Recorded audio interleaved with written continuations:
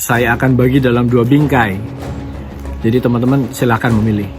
Pilih New Zealand jika ingin pace hidup yang lebih tenang, suka dengan banyak orang berharap bisa masuk ke Australia, kuliah atau bekerja di sana.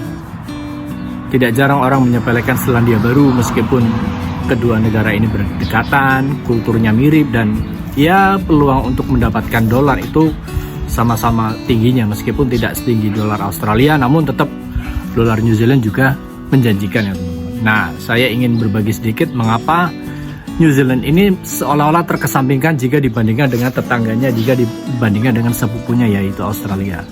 Kenapa pula saya lebih memberati ke Selandia Baru ketika saya memiliki peluang untuk ke Australia, meskipun saya berpotensi untuk mendapatkan pekerjaan serupa di Australia yang tentu saja menjanjikan gaji lebih besar, namun akhirnya saya tetap memilih untuk ke Selandia Baru. Nah, saya ingin berbagi sedikit, mungkin teman-teman yang selama ini masih bimbang, saya punya peluang ke Selandia Baru tapi saya lebih memilih untuk menunggu peluang ke Australia, akhirnya tetap bertahan di Indonesia. Nah, mungkin ini bisa membuka cakrawala baru bagi teman-teman yang masih bimbang seperti itu. Semoga terserahkan dengan adanya video ini, insya Allah. Tetap tonton terus sampai selesai.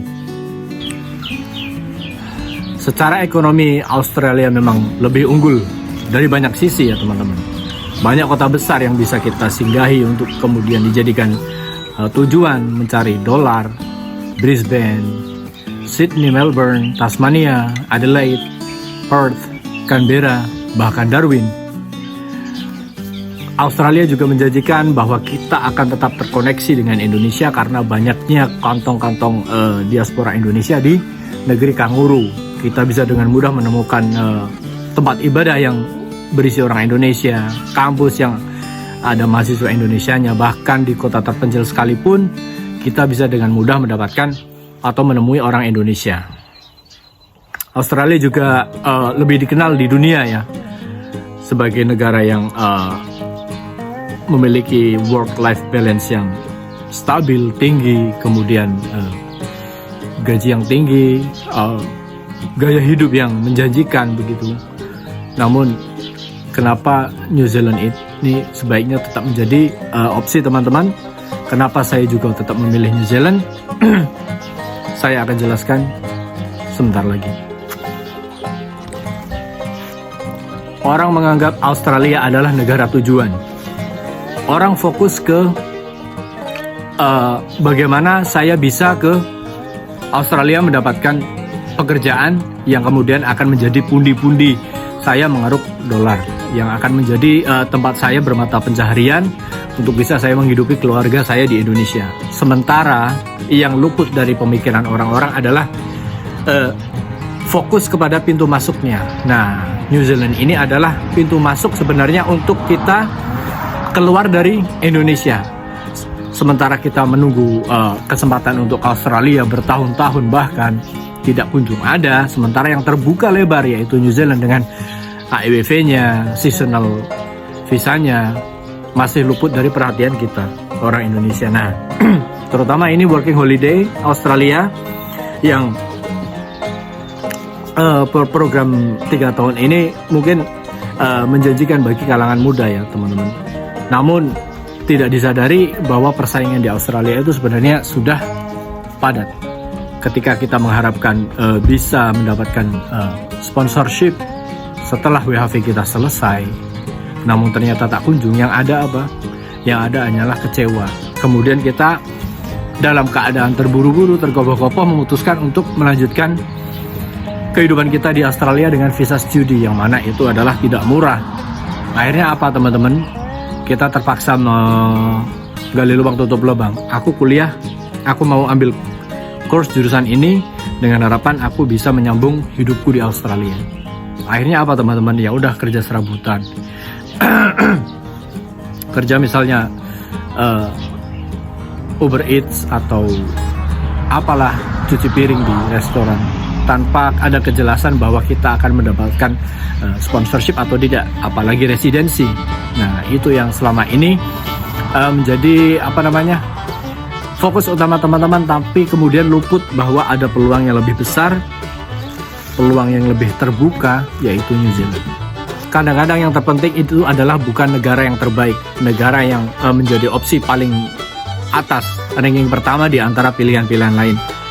Tapi kadang-kadang yang luput dari kita adalah bagaimana sebuah negara itu benar-benar berpotensi untuk kita masuki. Nah, Selandia Baru adalah opsi tersebut, teman-teman. Kita bandingkan dengan gaji Australia mungkin lebih tinggi, tapi bagaimana biaya sewa rumah, transportasi, kemudian kompetisi dalam pekerjaan, tekanan hidup, karena pangsa pasar yang luas ketika kita bekerja di sebuah industri, tekanan tentu akan lebih besar.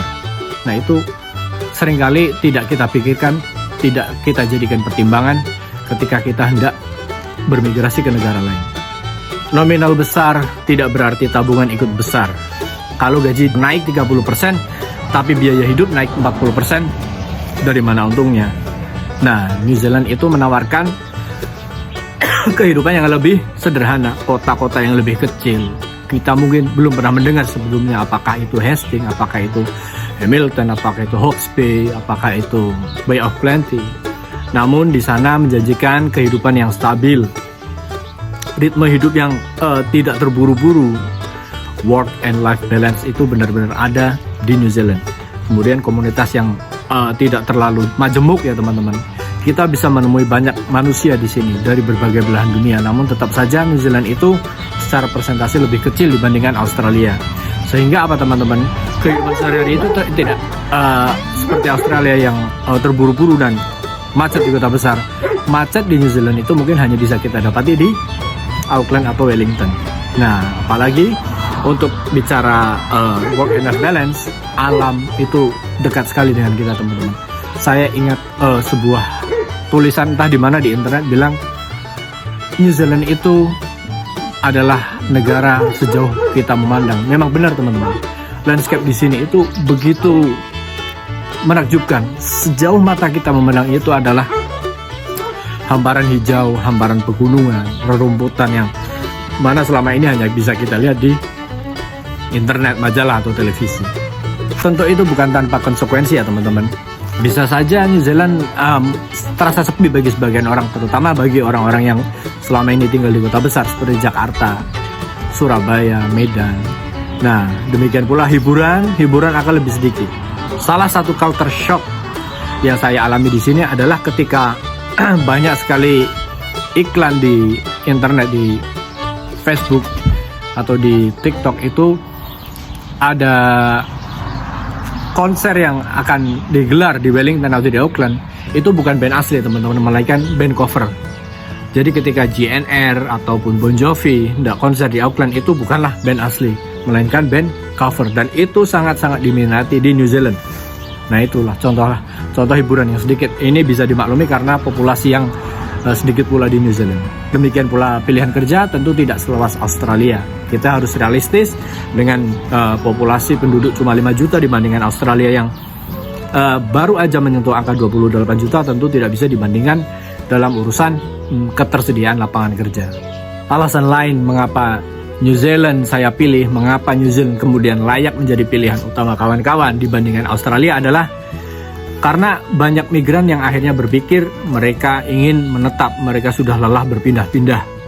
Mereka selama ini hanya mencari batu pijakan untuk bisa meloncat ke jenjang atau titik berikutnya. Nah, sementara banyak pula migran yang kemudian akhirnya berpikir sekolah anak saya bagaimana?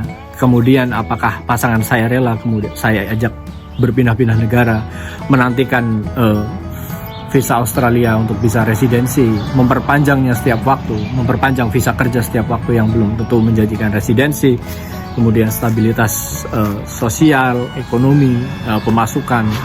Nah, New Zealand itu menjanjikan kemudahan dalam hal residensi, dan itu patut dipertimbangkan oleh kita. Namun demikian bukan berarti New Zealand itu tidak punya kekurangan. Tentu tetap saja ada perbandingan plus minus ya teman-teman jika dibandingkan dengan negara tetangganya yaitu Australia.